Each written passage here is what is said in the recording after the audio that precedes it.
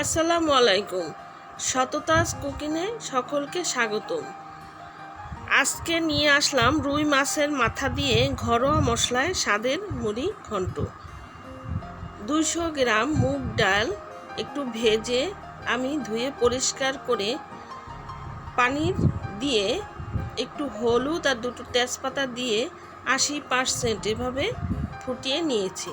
তারপরে একটি প্যানে পর্যাপ্ত পরিমাণে তেল দিয়ে রুই মাছের মাথা দুটো ভেজে নেব লালচে করে। লালচে ভাজা হয়ে আসলে তারপরে একটু ভেঙে ভেঙে ভালো করে লালচে করে আবারও ভেজে নেব।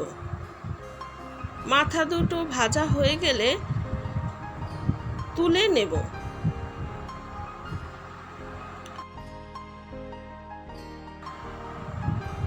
তারপরে আবারও 2 টেবিল চামচ সরিষার তেল দিয়ে দেব।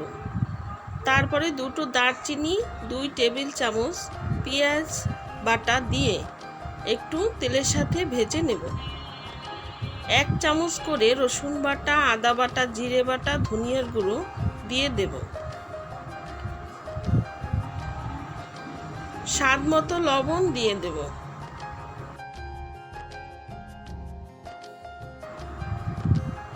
মশলাগুলো একটু তেলে ভেজে নেব।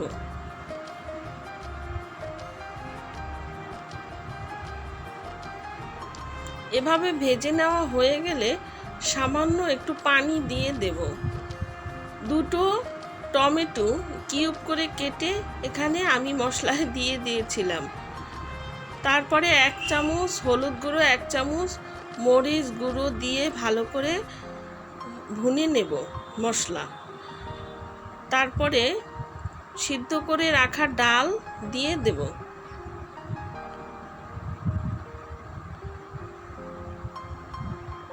ডালের সাথে মশলার সাথে ভালো করে মিলিয়ে নিয়ে মাথা দুটো এখানে দিয়ে দেব। সব উপকরণ ভালো করে একটু নেড়ে তারপরে 3 কাপের মতো গরম পানি দিয়ে দেব।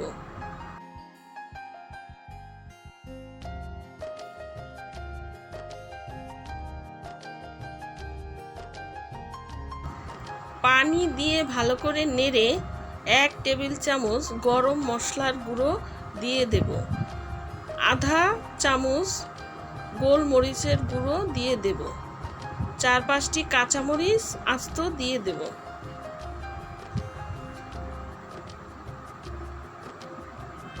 তারপরে ভালো করে নেড়েচেড়ে 10 মিনিটের জন্য ঢেকে রাখব।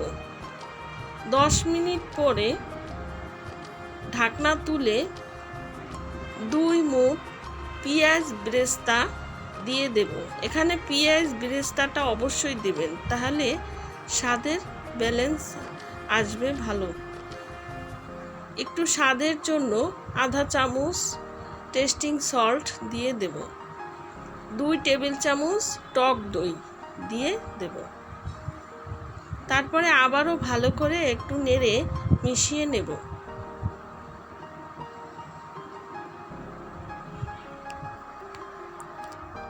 মিশিয়ে নিয়ে 5 মিনিটের জন্য আবারও ঢাকনা দিয়ে দেব।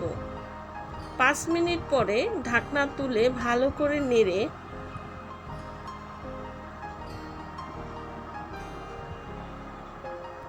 সামান্য চিনি ছিটিয়ে দেব। 1 টেবিল চামচ ভাজা জিরের গুঁড়ো আর কিছু ধনিয়া পাতা কুচি উপর থেকে ছড়িয়ে দেব।